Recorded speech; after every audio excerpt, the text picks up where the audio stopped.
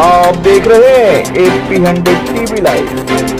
जैसे जैसे विधानसभा चुनाव नजदीक आते जा रहे हैं, वैसे वैसे हरियाणा की विधानसभाओं से कांग्रेस के मौजूदा विधायकों और पूर्व विधायकों ने सत्ताधारी पार्टी के नेताओं और विधायकों से हरियाणा मांगे हिसाब मुहिम के तहत आरोप प्रत्यारोप लगाते हुए खास तौर से विकास कार्यों को लेकर हिसाब मांगना शुरू कर दिया है।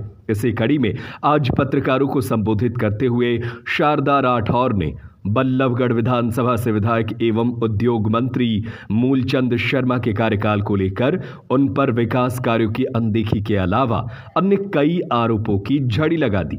उन्होंने शहर की गंदगी, जल भराव, सीवर, पानी और सड़कों के मुद्दों के साथ साथ जाम की स्थिति पर बात की। कानून व्यवस्था की स्थिति और स्कूलों में टीचरों की कमी के अलावा शहर की सड़कों पर घूम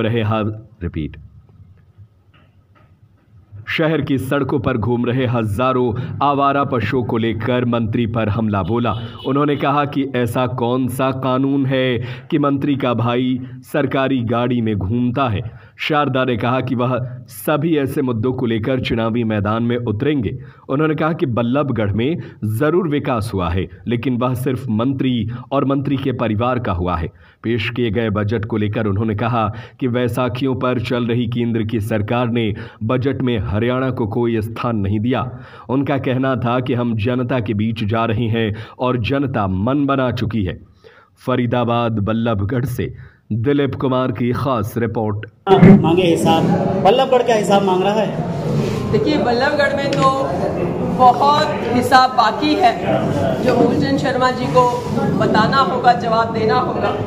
यहाँ बल्लभगढ़ में पूरे शहर में सीवर जाम पड़ी हुई है। पूरे शहर का आप अगर देखें, कूड़ा कचरा सड़कों पे पड़ा हुआ है, गंदगी के अंबार लगे हुए हैं, पानी पीने का उपलब्ध नहीं है, लोग खरीद कर पानी पी रहे हैं। जल भराव इतना है, जरा सी बारिश आती है तो सारे गलियों में पानी भर जाता है, लोगों के घरों में पानी भर जाता है। सीवर लाइन के ढक्कन टूटे पड़े, मेन हॉल से निकल के पानी लोगों के घरों में आ रहा है। यहाँ बिजली कट इतने ज़्यादा लगते हैं कि लोग सो भी नहीं पाते हैं, बच्चे रात भर जागते रहते हैं। अधिकतर कॉलोनियों की आंतरिक सड़कें यहाँ टूटी हुई हैं। अपराध यहाँ चरम सीमा पर है। सारी कॉलोनियों में अवैध चरस, गांजा, अफीम, स्मैक ये सब बिक रहा है। शराब बिक रही है और खुले में घूम रहे अपराधी, कहीं मर्डर हो रहे हैं, कहीं चोरी हो रहे, कहीं लूटपाट और डकैती हो रही है। यहाँ बच्चे भी गायब हो रहे हैं और सरकार के पास कोई जवाब नहीं होता। पुलिस के ऊपर से विश्वास हट गया है लोगों का और यहाँ जो भी हो रहा है सरकारी संरक्षण में हो रहा है। अपराध में बल्लभगढ़ क्राइम कैपिटल हमारा बन चुका है। यातायात व्यवस्था अगर पूरे हम जिले में देखें तो सबसे ज़्यादा बल्लभगढ़ की खराब है। हर जगह आपको बल्लभगढ़ में जाम का सामना करना पड़ेगा।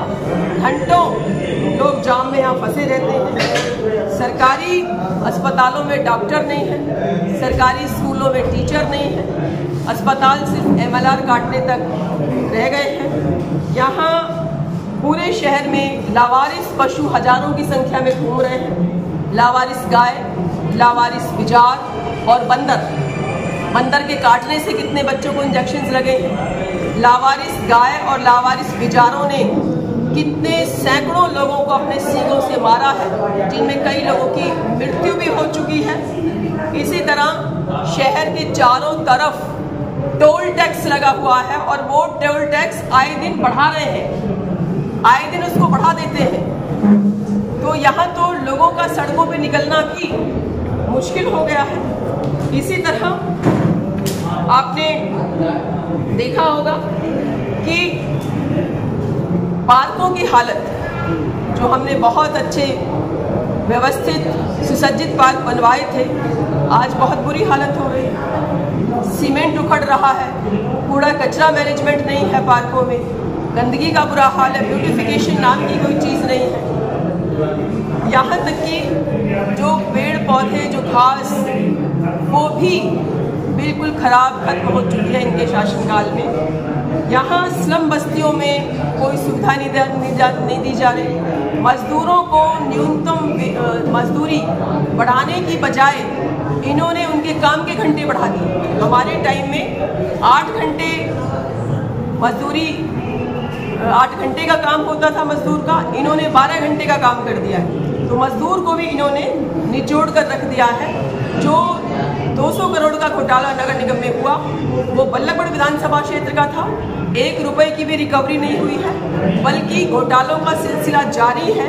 क्योंकि अभी एक फाइल जो 70 लाख की मंजूर हो गई, वो सेम फाइल दूसरी मूलचंद शर्मा जी की रिकमेंडेशन पे 50 लाख की फिर आ गई सामने। अनेक आपने जो समस्याएं गिनवाई हैं, शायद अभी उसका अंत भी नहीं हुआ। बीच में आपको रोकना चाह रहा हूँ। इसका जवाब आप किसकी तरफ से मांग रहे हैं और किससे मांग रहे हैं? और आप बड़े आरोप भी लगाए हैं, होटल बनाने में बिजी हैं।